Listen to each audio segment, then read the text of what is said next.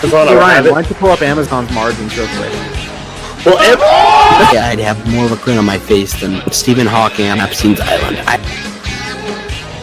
off as a smug cock when he said that. Wow, fiscal philosophy, you're not very smart at all. You screw up, cash flow kings.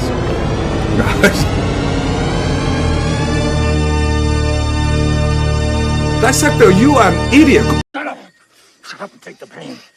Take the pain! Hello, everybody. It is Saturday, and it's Saturday, 8 p.m. Eastern. At Saturday, 8 p.m. Eastern, the amount of things and activities you could be doing that are not good for your lifestyle is limitless, one could say. Fiscal, what are some of the activities you could be doing? I know I have a few on the top of my head. Well, you know, one of them could be taking a tiny, tiny bite of a burger and saying, that's a big bite for a big arch. I'm thinking you could be going to stores like Target and Walmart and leaving clothing on the floor. Oh, no. Just walking away. By the way, Fiscal, what was the update for the viewership last week? I was curious of whether there was any clothing on the floor at Target. No, not here. Not at my Target. Not at his side of town, if you know what I mean. No, I've literally somebody else also, I think it was in my Discord, Cooper? Yeah. He also mentioned that he's also never encountered that in Florida. So, I mean, if it's not even like that in Florida, your Target must be real bad, dude. It's our woke New York liberal Targets. You can't get escape. Unbelievable. Welcome in everybody in the chat. We have Alan. You know, I've never said a bad thing about you. That's a good point. People, you know, yeah. Chris is in the chat. Seymour, welcome in everybody. This is very humbling. Watch our show while you're at work. Good to know that our audience works, because it's the way some people comment. It appears that they don't. Tonight we have a pleasure of a guest on the show. It's somebody who I've tried to get on or been excited to get on for a while. You may know him as Manu Invest. You may know him as Mark Mulhern. I know him as a proud Uber shareholder. Welcome in, Mark. Hey, what's going on, Ryan and Fiscal? I'm happy to be here. Thanks for the invite. Now, Uber is probably going to be the topic of tonight's episode, but for all of our new guests on the show, kind of explain us through what your page is, what kind of style investing that you focus on. Of course, not high yield dividend ETFs. For those that don't follow me, I'm Manu Invests on X. I also have a Substack under the same name. It's called Fundamentally Sound. And really, you know, I have a finance and economics degree. I worked in finance for almost 10 years, doing like investment accounting and some valuation and stuff like that.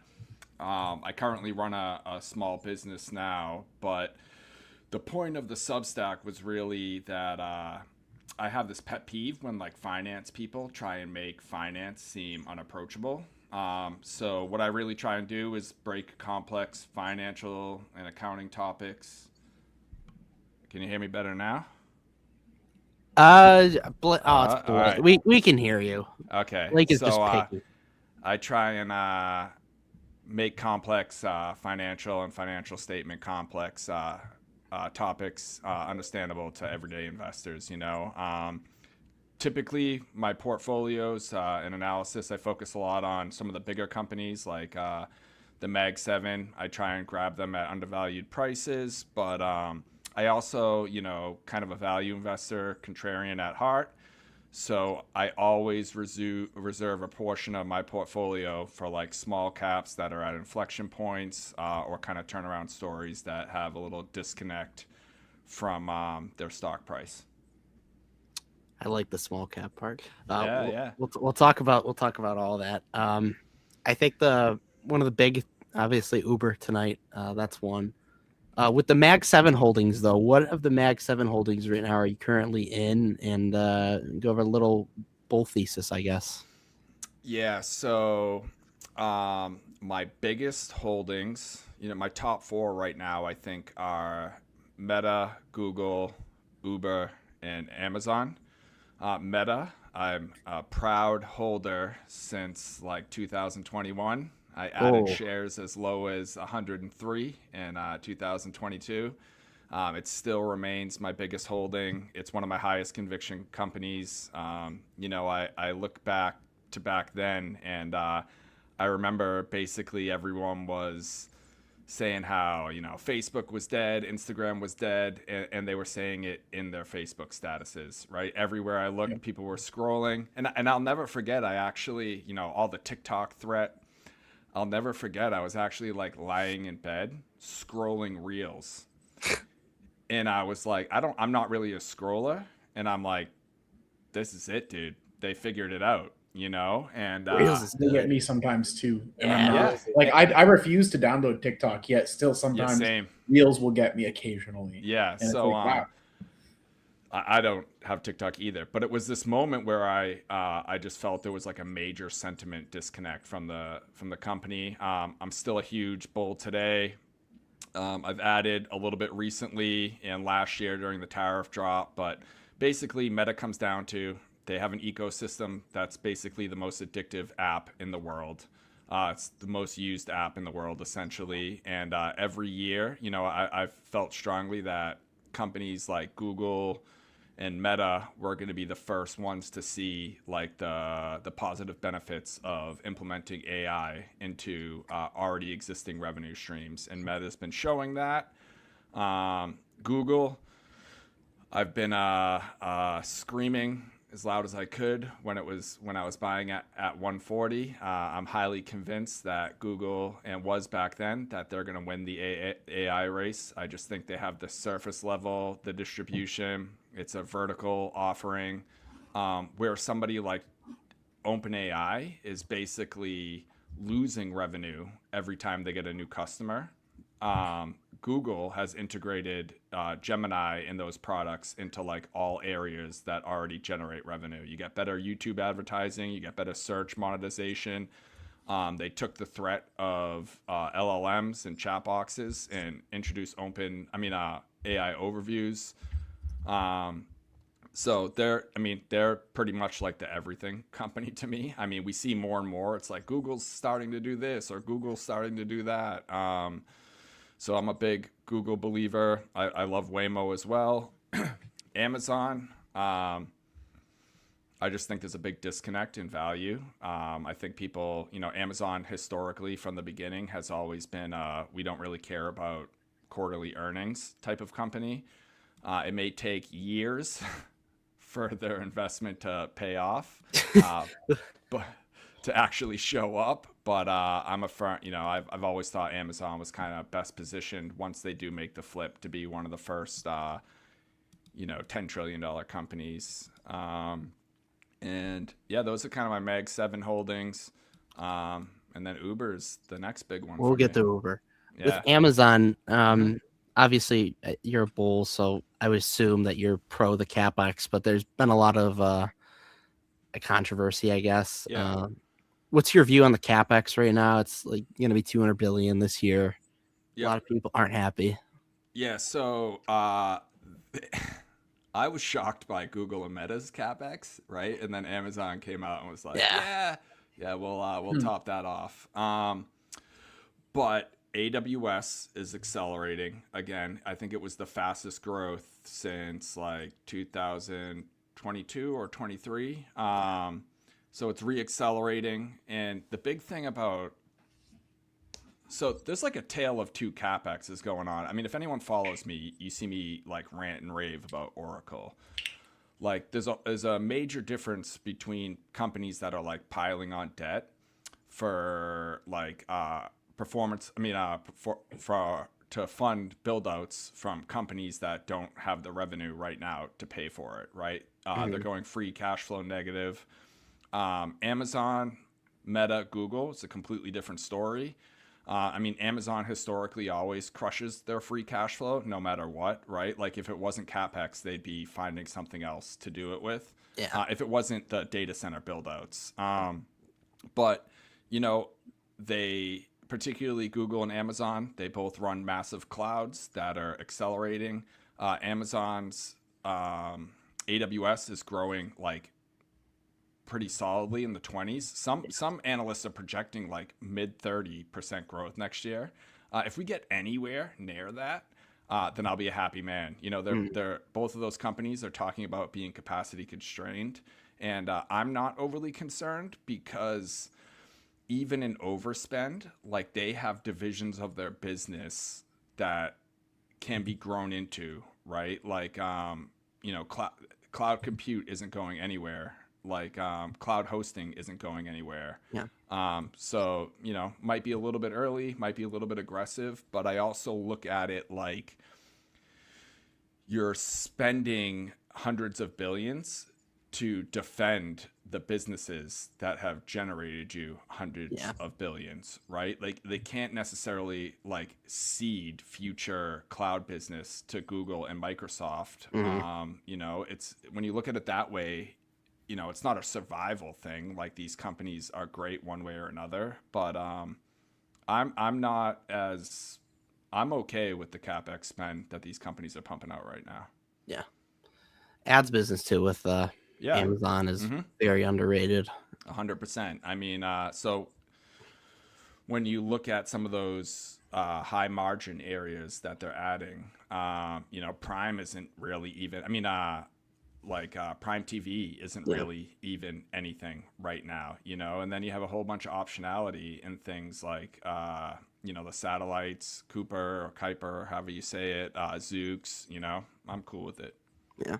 Another thing I encourage anybody that's, you know, pretty deep into Amazon to researching is what they're doing with advertising and like integrating AI into that.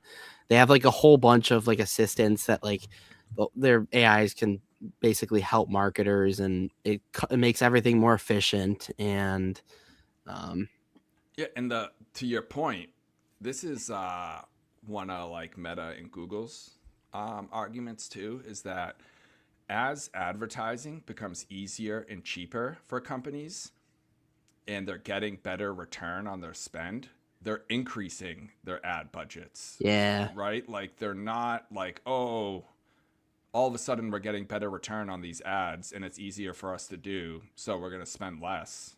Right? They're like, this is working better than we anticipated, so we're going to spend more. Yeah. Yeah, it looks, the future like fundamentally for Amazon like now looks very bright. I wish I had money to load up below 200. I know. I'm a little below 200 on my cost right now. Yeah. Me and like me 179 for me.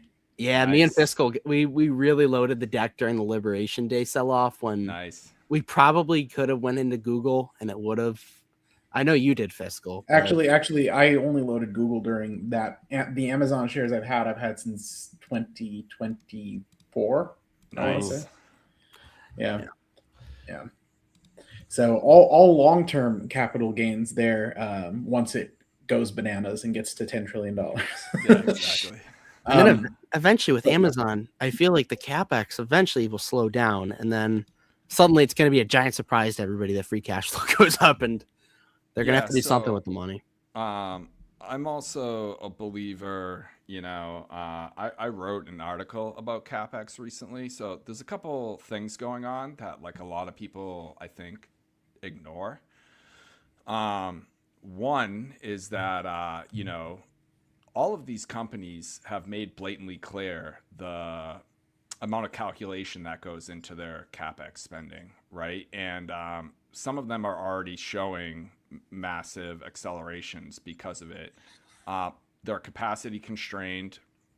Like I said, you know, this is one of those, I don't want to call it like industrial revolution moments, right? But like they don't have the ability to sit out. You know, Apple can choose to sit out because Apple's like a hardware company, right? They can take the best models and implement it if they want, but Amazon's biggest growth driver is AWS. So they can't really just cede the future to their competitors. You know, Jensen recently talked about even like you know, AI is this like layer on top, but overall compute and like algo predictions have been growing and happening with or without the like headline LLM stuff that's going on, right? So one way or another, compute demands are increasing. More of the world's coming online. But the other thing is too, is that, everyone, Burry are all talking about depreciation, like masking earnings, because a couple of these companies have like extended out the useful lifetime of some of their GPUs and stuff. But a couple things like Meta and Google both said recently that near 45% of the spend is on like assets like buildings that get depreciated over 40 years, right? It's not all just GPUs. But second, there's GPUs from like 8 years ago that are still in use. There's not enough supply to replace the GPUs on the front line over and over. And what's happening is these are getting transferred from like frontline leading model training. Then they spend a few years on inference, and then they replace like back-end compute. So in my opinion, there's a lot more lifetime to GPUs than people initially are projecting. And second, there's a huge tax incentive right now with the big beautiful bill, and you don't see it in GAAP accounting. Most people don't realize that tax reporting and SEC financial statement filings are different, right? So what we see as taxes aren't actual taxes on financial statements. All of this, they have to depreciate like a GPU over 5 years, but they are on tax-wise, they are depreciating it all in year one right now, and they're getting basically a 21% discount on whatever they spend.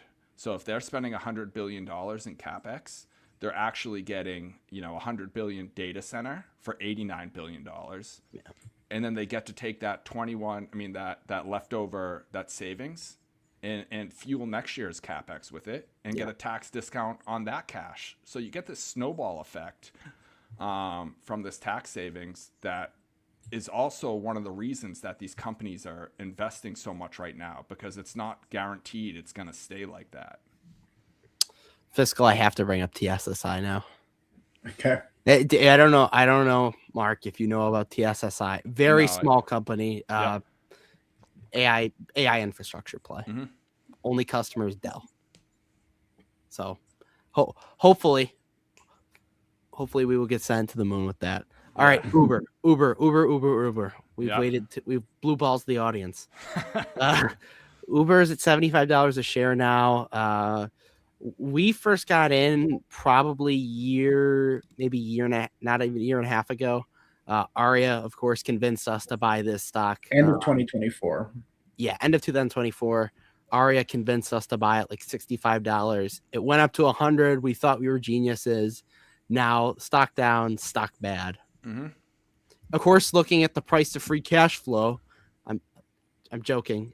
Don't look at the price free cash flow, everybody, because the insurance business. But yeah, it's pretty cheap right now. Do you want to share it right now with everybody live on CFK? The Uber thesis for you? Yeah, sure. So I've been pretty vocal about it. So I also got in, I think, in the low 60s originally, but I have no problem buying into strength. I don't let cost basis anchor me. I really try and go off valuations. So as Uber's continued to execute, I've continued to add. But my thesis for it really is that there's a lot of AV uncertainty and sentiment going on right now. I'm a big believer that the market, that just like LLMs, right, that AVs are going to be a commoditized product, that we have reached the technological stage where it's much easier to develop them and produce them. And that what it comes down to is getting the best value and return on your investments in AVs. And the way that that's going to happen is through a platform aggregator like Uber. So Uber, one of the big bear arguments against it is that Waymo and Tesla are going to win. And why would they choose Uber? Even if Waymo and Tesla take 70% of the market, in my opinion, Uber still wins. They're already like aggregating all the tier 2 companies, through Neuro, Lucid, AV Ride, We Ride, Apollo Go. So even if they aggregate that, it'll be a tailwind. But beyond that, people are talking like AVs are going to, take over the world next year. This is going to be a 10-year transition if human rideshare ever disappears, right? So human rideshare isn't going anywhere to begin with. AVs have proven to be a TAM expanding product. And, one of the big things is people point out that Uber will have to reduce its take rate to list AV companies. And I'm completely okay with that. And I agree. And the reason that I'm okay with it is because, as you just noted, there is a lot of insurance costs for human drivers, and particularly that Uber provides. Uber provides the insurance, but the drivers pay for it. And it passes through Uber's take rate calculation. But it's just this pass-through cost, like they don't get to keep it. So when you do the math, I have a model that's publicly available on my Substack, but when you do the math, Uber can charge, 15 to 20% take rates for these AV companies and make more margin-wise and profit-wise off each ride than they currently do with humans. So each ride will make Uber more money. I think right now there's a lot of novelty and curiosity about AVs. Like I constantly see the comment, "Oh, once I took a Waymo, I never wanted to drive an Uber again." That statement doesn't even make sense. Like Uber isn't a car. People are saying, "Once I took an AV, I never wanted to drive with the human again." But once Uber, if they hit what they're saying this year, and they are in the amount of cities that they're saying, and they have the amount of cars that they're aiming for, people aren't gonna care what branded car showing up. It's gonna come down to, in my opinion, time, reliability, and cost, but primarily time. Like people, even if an Uber AV costs $2 more a mile, I mean, I don't think that's realistic, but even if it did, an Uber can show up, human or AV, in 5 minutes, and a solo listed competitor is going to take 20 minutes. People are going to choose 5 minutes. They already pay for convenience with Uber Eats. Like they already pay with DoorDash. They already pay 60%, 30 to 60% higher for convenience. So it's funny that you say that because I live in a place where Waymo is an option, right? Mm-hmm. And they're actually listed on the Uber platform where I'm at. Yep. But I got home from a trip. I was at the airport. I was tired. I was jet lagged. I just wanted to go home and go to sleep. I pull open the app and I see, I can get the standard like Uber X with like a human driver about 3 minutes away. Or I can wait like 15 minutes for an AV. And I'm like, well, you know what? I'll take the 3 minutes because I just want to get home. Yeah. So you add in like business style commutes, you add in like airport transportation and all that stuff. Time is what matters most, and I think once we get past the novelty, people aren't going to care if it's an AV or a human. And, I think a lot of people, like I'm a Google shareholder. Waymo's coming to Boston. I'm super excited, and I can't wait to try it. And but Google will probably, and rightfully should, like integrate Waymo into like Google Maps. They'll probably bundle it with some of their like Google One subscriptions and stuff, like, sign up for Google One or Gemini and you get a 10% discount on Waymo rides. And I hope they do all that. But the thing is, Dara was the Expedia CEO, right? If there's any CEO positioned for a marketplace in this type of situation, it's him. Google can and should prioritize direct to consumer. But there is no negative to listing an empty car on the Uber marketplace, right? If the car is going to sit empty and you could get 80 cents as opposed to $1 for the per mile, you'd rather list it and get the 80 cents. It's the same reason that airplanes sell discounted seats, because they're flying one way or another, right? It's the same reason hotels list last minute rooms for 40% discounts, because they'd rather have some revenue associated with the room than none. And it's just like the argument, like, you know, Waymo could build a store down the street from the mall and they'd hope people will come there. They make more money if you come to their independent store. But it makes sense to have the store also in the mall to tap into the foot traffic that walks by. Like Uber has 200 million people, monthly customers on their app, and it's growing. You know, last quarter it was like 180. Now it's 200 million. Mm-hmm. And the ecosystem is just getting stickier. And I really love what I see with Uber One as well, because that's one of the counterpoints, right? It's like, how do you keep people on the Uber app? And Uber is genuinely, you know, I think you guys talked about this with Aria, but like, there's so much on the Uber app that wasn't there a year ago, and there's so much more coming. And Uber One, I just recently became an Uber One user. Uber One is so beyond worth the cost that like once you're in, you kind of marry that app. You know, it's becoming stickier and stickier.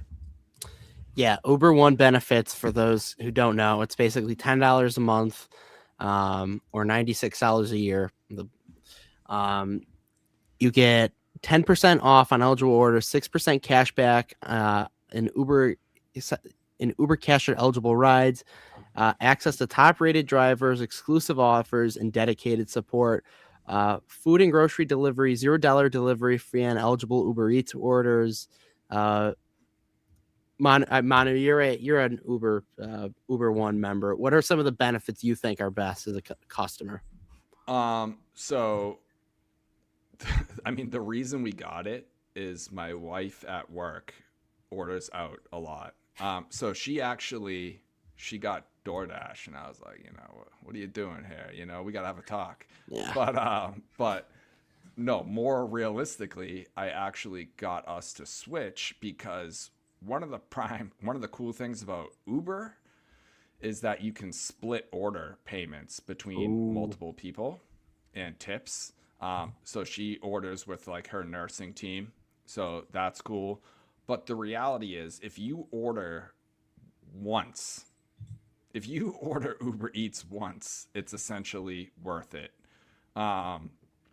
It pays for itself. I have 2 young kids. I fucking hate the grocery store. Like, hate. Never mind going there with a kid, but I just hate like people stopping their carriage in the middle of the aisle. Like you can't pay me to go there. So we get our groceries delivered now. And we used to do it through the store, and Uber One makes it cheaper for us. And then we get cash back on top of it. And then, you know, I don't use like Uber Surge rides that much, but you also get discounted when you need it most, with surge pricing, you know? So to me, it's a no-brainer. It'll be interesting to see if they eventually, you know, increase the price of that membership. God forbid inflation gets back to I know. I mean, I'm not gonna lie. I have a Uber business account as well. Ooh. So I got 12 months free on Uber One. Nice, smart. Yeah. And then the Tesla argument is one I wanted to bring up, because obviously Tesla investors are some of the most logic-based thinkers on the app. I saw a tweet. What was it, last week, that Tesla's going to be producing a robo-taxi every 10 seconds, like something ridiculous. Mm-hmm. And like they've been saying, like the investor base has been saying this since 2010. And I do think it actually is causing like a decent amount of negative sentiment regarding Uber. You have these Tesla accounts on Twitter with like thousands of followers posting that Uber way more going to die. This is just silly. Yeah, so I actually typically try to engage in good faith. I had to mute. I got some like stalkers, honestly. Nice. We can relate.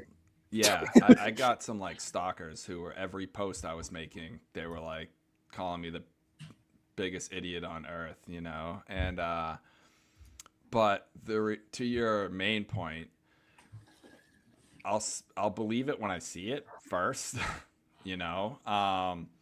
Second though, I also think you know, I don't know if you saw it today, but regulators, the administration invited a bunch of CEOs from AV companies to come meet next week and talk about how they can make implementation and rollout of AVs easier regulation wise.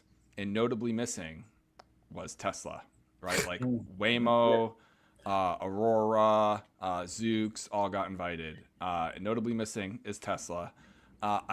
There's it's not a non-zero chance that like regulations are going to require LiDAR and different safety standards than what Tesla's pumping out. Tesla's not level 4, so you know I'll talk about Tesla being level 4 when it is level 4. And the reality is too is that you know, people are, I don't think they're pumping out cars the way they say they are, but people are talking about like posting images of pricing that is clearly massively subsidized to try and build a customer base and get people in the cars. I mean, and like genuinely, if and when Tesla does succeed, it still has, my thesis doesn't change one bit. Tesla could take 40% of the AV market share in the United States, and I could care less, right?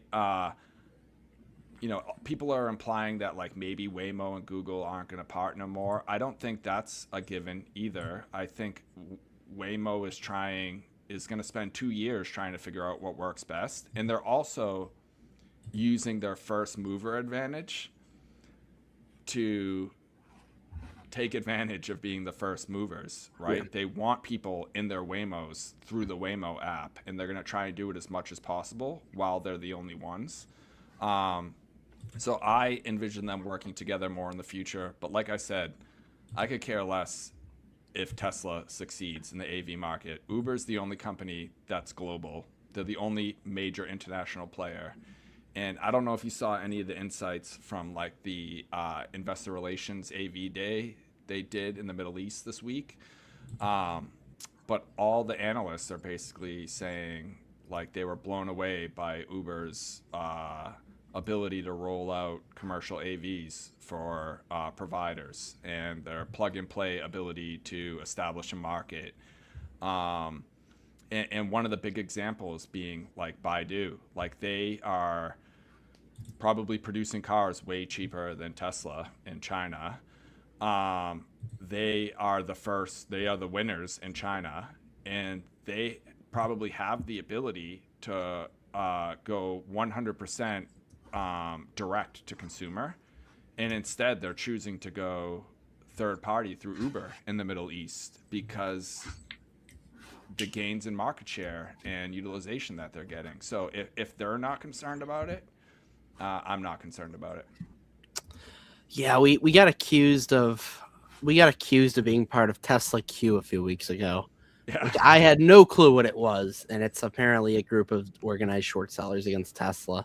Yeah, of course. And it was cahoots with the shorts as usual. Yes. I mean, I've joked like, you know, when I post about Uber, like people read it as if it's a short thesis on Tesla. Like I don't really even follow Tesla at this point, you know, beyond, you know, some AV stuff, but I'll follow it more when it becomes reality. But, you know, to me, it's not a mutually exclusive thesis with Uber. Yeah. What are your thoughts on Grab?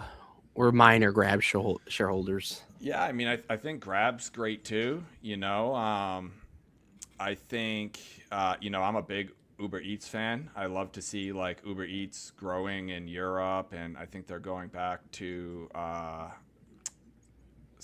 Argentina that they left a couple years ago. But yeah, I mean, the Grab is a very successful international company. Hopefully Uber can be as successful on the Uber Eats front and stuff like that. I mean, But yeah. Uber owns like 12.5%. Yeah. So that's Uber's like a venture fund I at know, this they got point everything. as well. Like they're seeing, like, they're like, okay, let's enter these markets. There's Grab there. Let's just buy 12% of Grab and benefit from their success and focus on where we can do better. Yeah, Grab's like bank, the SoFi aspect of it is interesting, and I also think Anthony Tan, CEO, I think he's a big part of the bull thesis. Yeah, I mean, I love Dara. He's Yeah, Well, Dara's they're on great. he's on the board of directors too. Yeah. So they're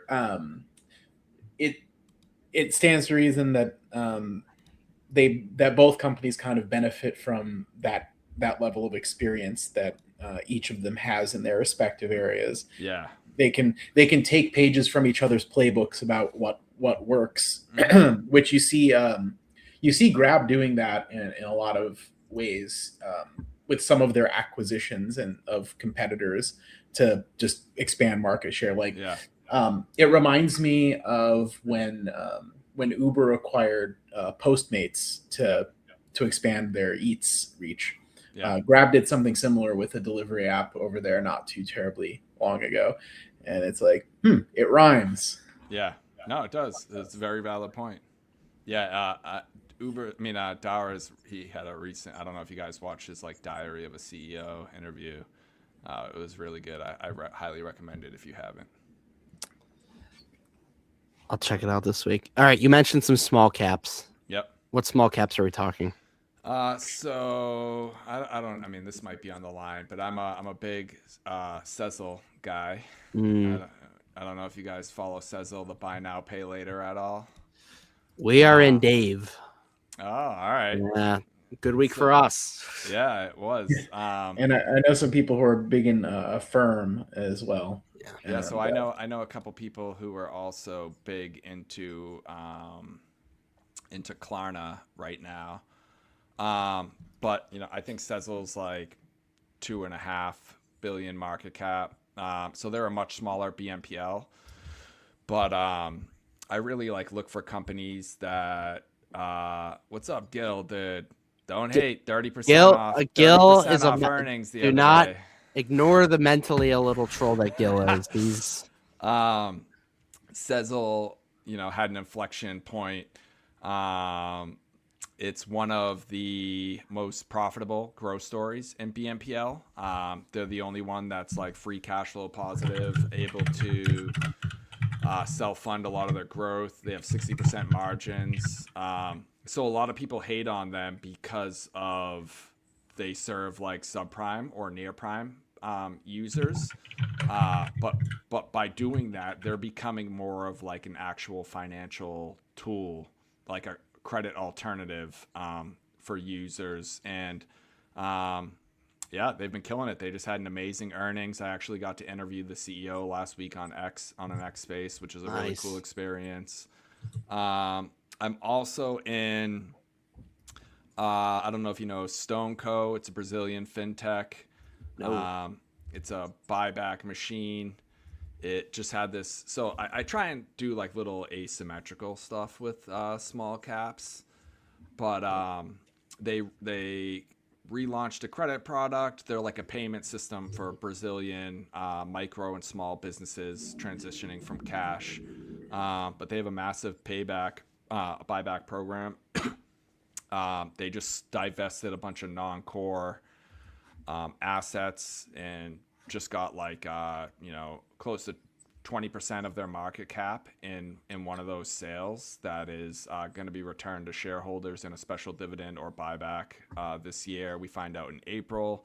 I also hold, I don't know if either of you are familiar with Comstock or Load. No. Wait, isn't Comstock the old, like it started out as like a mining company in the 1800s? So I have a very small position in this, but it's an old legacy mining company. It was George Hearst's company. Yeah, and Yeah. so I'm a history person. That's the only reason I know that. They've essentially abandoned mining. They've developed a solar panel recycling business. They've been running a test facility. They just got approved to launch commercial facilities. They're expecting one to launch in the first half of 2026. It's trading at less than some of the parts, pretty much. It's got a couple alternative energy optionalities associated with it, but I'm really in it for the solar recycling. But it's one of those small positions. I'm a believer in a 2% position that has the option to 10x is the same thing as getting 20% return on one of your core positions, right? With much less capital at risk. So I typically try and put 10% of my portfolio and stuff like that. That's how him started for me that way, Ooh. Yeah. Okay, we'll talk. We want to talk hymns. Yeah. So I've been in HIMS since it was originally $14 the first time around. I got in at 12. I was joking. I was on HIMS House and I was joking that I used to feel special saying I bought HIMS at 14. And you round tripped all the way back. We round tripped, But my HIMS position at this point. So I bought into HIMS when it had its first positive earnings quarter, when it had its inflection point. And I didn't buy it for GLP-1 at all. And so I view the company a little bit differently. That was always a short-term cash cow customer acquisition tool to me. So even when people point out that subscriber growth is slowing down, revenue growth is slowing down, if you normalize and take away the GLP-1 spike, we're still in a 50% CAGR for both of those. I mean, for that type of stuff, right? So it looks like we're getting 14% to 20% revenue growth next year. But if you really remove the hard comps, we've grown at a 50% CAGR since before GLP-1s, which is, I'm completely happy with that. Same with subscribers. We got some big news this weekend. I mean, the stock, my position at this point, full disclosure, is basically free. I trimmed at the peak at 65. Smart man. And then I fortunately also made a lot off the volatility, selling cash secured puts. Oh. So my position is more than free. So I wasn't happy with the pill launch. I thought it was way too much of a reach. I was worried this type of scenario would happen, and but Friday night we got some crazy news, and we might see quite the squeeze on Monday. I think it's the most shorted stock in the market, and it's up 40% after hours on Friday on this Novo partnership announcement. Next GameStop incoming. I know. So that's what I'm I don't know. Are you ready to be the Keith Gill of him? Yeah, I will say I hopped in the GameStop thing a little. I made a quick buck off that pretty well. I made a quick couple 100% return on the squeeze. I was in and out though. I think I bought 2 shares of AMC and lost $10. Yeah. So no, actually, it's funny. AMC was the first stock I ever bought, and I 11x'd. It was so hilarious. Yeah, he likes a bragger. Okay. It taught me some wrong lessons that I had to unlearn. Then that's the problem.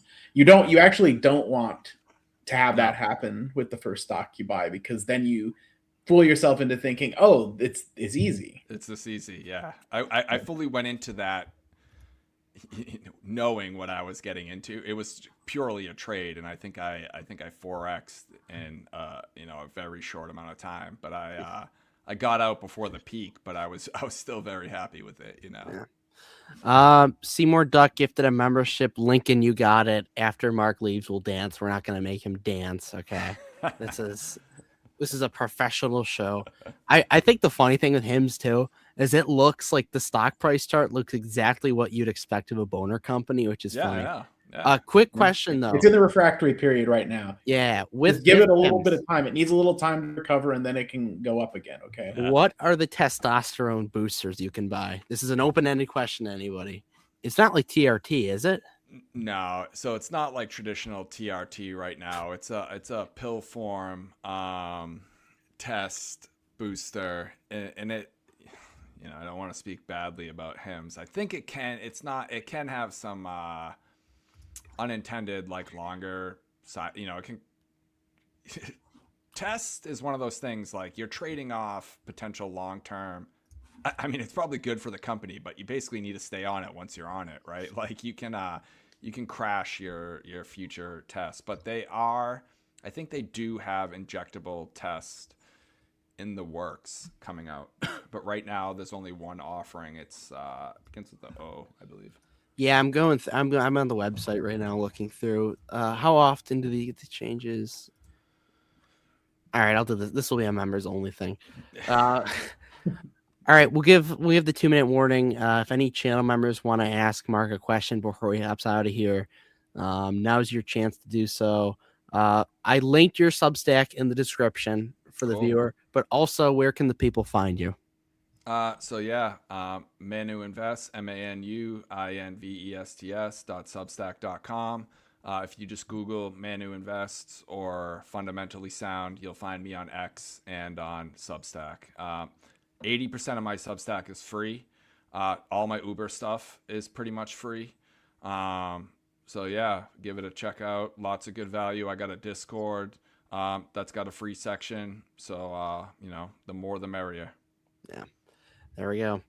You can also find him on Aria's Discord. There's always some interesting conversations going on there, for the better or worse. Aria, for those who have not been keeping up, we're going to give him a free promotion. He made a toilet paper company. Yeah, he did. I don't know which side he's supporting. I'll have to ask. I get confused with it. No, he's supporting. He's for regime change. Okay, that's what I thought. So I will say, I heard you guys mention this on Aria's guest appearance, but I'm very excited that I am followed by the entire Uber C-suite.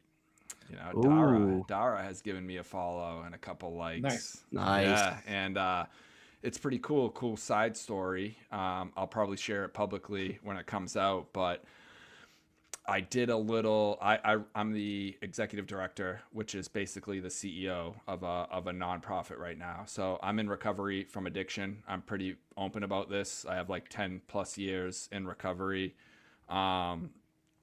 But, and that's what I do now for work. I left finance for that. And part of my Uber thesis, I highlighted, like, no one talks about Uber's business to business lines. My company uses this product called Uber Health, and it was mutually beneficial. They had to acquire one customer, and in exchange, they got like 340 rides over the past year because we use it for our participants. And we were about to buy a van that cost like $30,000, and we ended up spending like $7,000 on rides, right? So we were able to give more rides, help more people, and save money. And Uber Health reached out to me. They DM'd me on X, and we set up a call, and I had the call with some higher ups in Uber Health. And now Uber and Uber Health are doing a case study on my company. That's nice. That's going to go public on their website and through their PR channels. So I'm super excited about it. You got to get the Dara interview, and I know. So I'm trying. There's a non-zero chance that my other interactions can lead to some connection with somebody at Uber. That would be sick. That would be cool. Mark, it was an absolute pleasure. You have the best Boston accent I think I've ever heard in my life. I try and tone it down on podcasts on all these things too. On this show, next time you're on, I want it up 100%. All right, I'll let it rip. Get next him and time. Fuhat on at the same time, and it'll Yeah, be no, dude. The bad things would happen. Thank you once again, Mark. Yeah, anytime. I don't know. Do you have a LinkedIn you want to promote? You can just Google my name. You'll find me on LinkedIn. I don't use it that much, but We've been asking for everybody's LinkedIn on the show. yeah. All right. Thank you, Mark. Again, everything for him is linked in the description. We will see you. All right, appreciate it. Have a good night, guys. Good night. Cheers. What a wholesome episode. That's the stuff I like to hear. All right. Well, we were talking about all these nice things. Our ungrateful comment section was bickering. Let's see. We got Love it when they're unapologetically themselves, though. Yeah. We have Gil talking. Gil with the new profile picture. That's interesting. I heard something about saying that we don't look like we lift, which I don't appreciate. Here's the thing. If you look at actual still pictures of me in the gym, it's a lot different than live video footage with poor lighting. Fiscal does also have a video of him benching 225 like for reps. So, Yeah. and I've done in fact, like maybe 3 weeks ago, I did that, and I also just I tested 275 to make sure I've still got it, and I do. It moved a little slower than I'd like, but like I'm very heavily detrained on bench right now.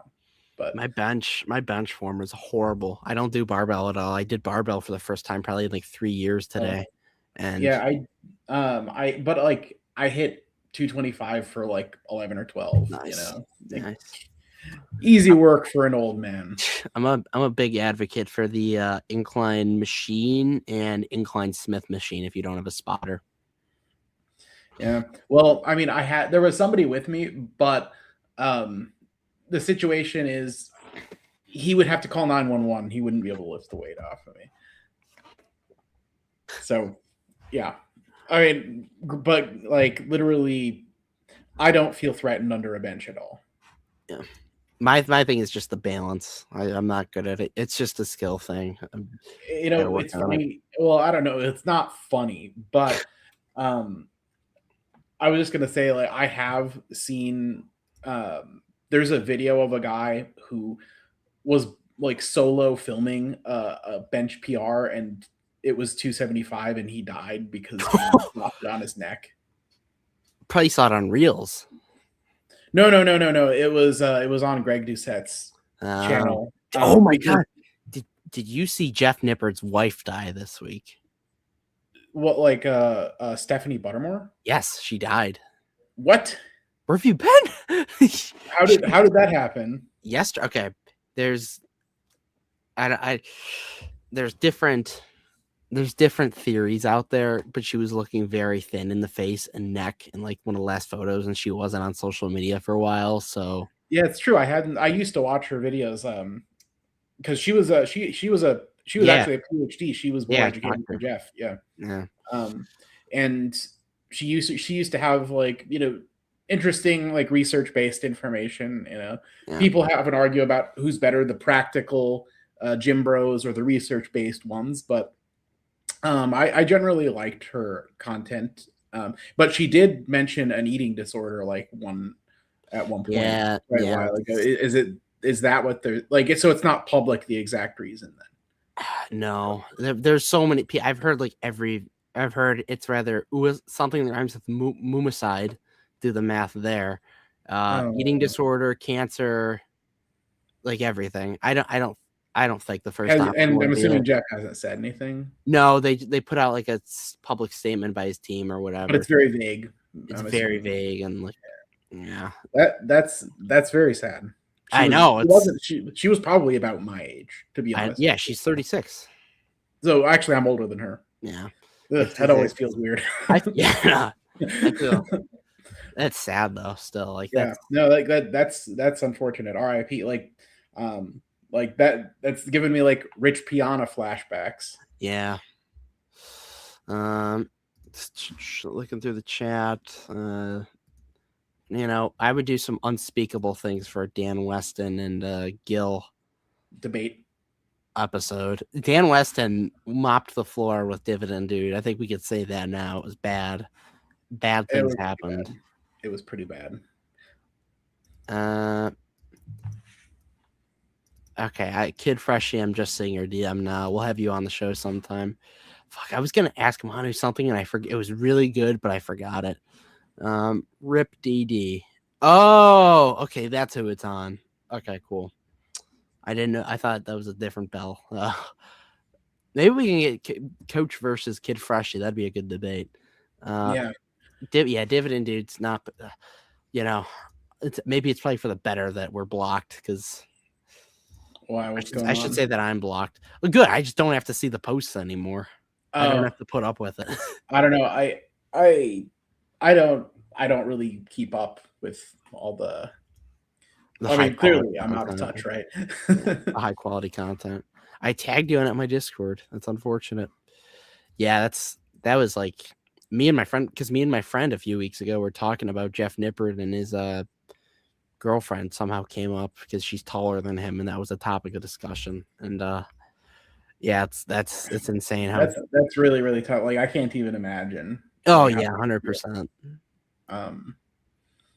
Yeah, like I don't know, like, you know, and Jeff Nippert's one of like the nicer guys in like YouTube fitness too. Fiscal, you know? there's a few videos of you calling him bad things. Man, I know. Well, I mean, you know, he is. Politics aside, very nice guy. Yeah, like I don't hate him or anything. Like I clown on him a little bit, but like that's punching up. Like he's huge. He's got like millions of followers. Have you ever seen the video of Mike Van Wyck pushing him? Oh yeah. No, Mike Van Wyck's a clown. He's like I'm 100% on Jeff Nippert's side of the Mike Van Wyck thing.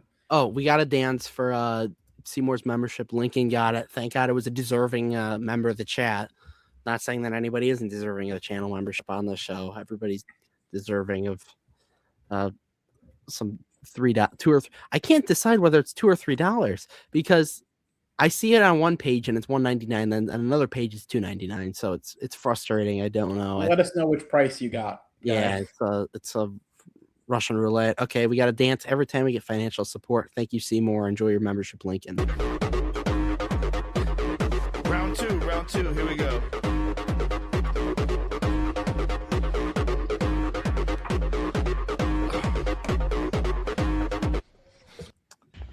Thank you very much to Seymour, Duck.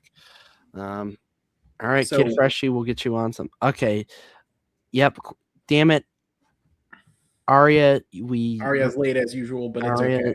Aria's too busy selling his toilet paper, trying to raise money to buy Adobe and Uber and everything.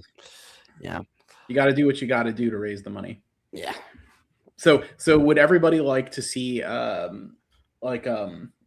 don't know, one of these days, if the big arch stays around, would you like me to eat one live on? We could do that. I'm in a bulking phase right now. I think we could. Also, a question for the comments: how much weight does it get excessive to put on in a bulk? Where does it get a little excessive? Over what period of time? Let's say 9 months. 9 months. You think that's reasonable? I think 9 months is a little bit long to be. Okay, we'll go 6 months. 6 months. 6 months.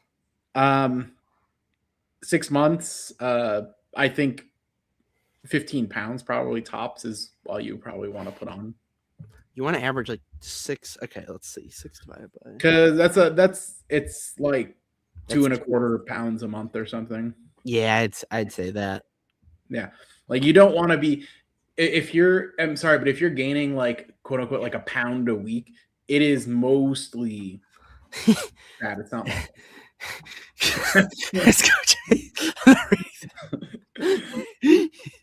You're a channel member. I have to pull that comment up, but no. Bulk is a myth. 25% body fat's a little excessive. Yeah.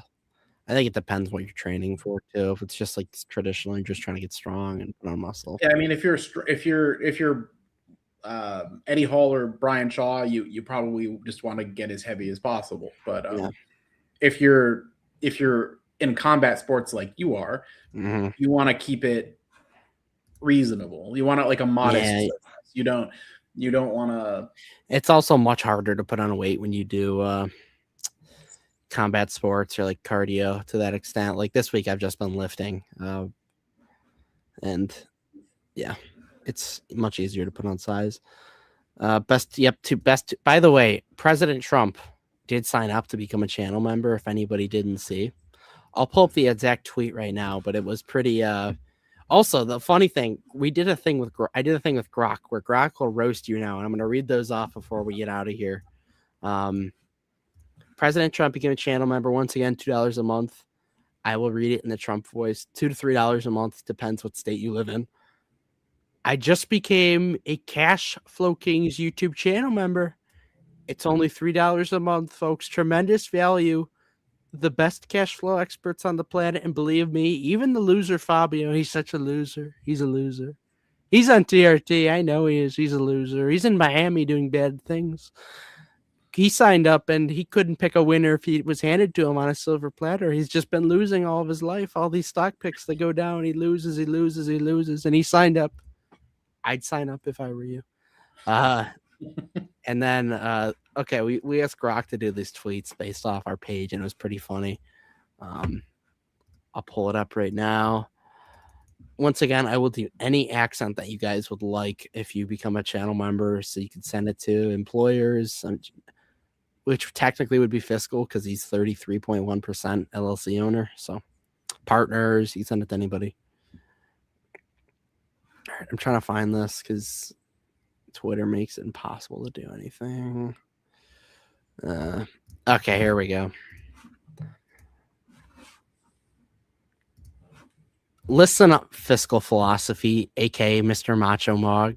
Your fiscal philosophy is TRT fueled buyback circle jerk bullshit. Cheap quality companies that repurchase shares like crackheads. Groundbreaking. Your Mulhern pumped poser got busted with that 18 to 20 filter because you shriveled your natural velocity. The real alpha energy. Preach manliness. Like, I can't say this. This is so weird. But without the gear, you'd be a whimpering bitch.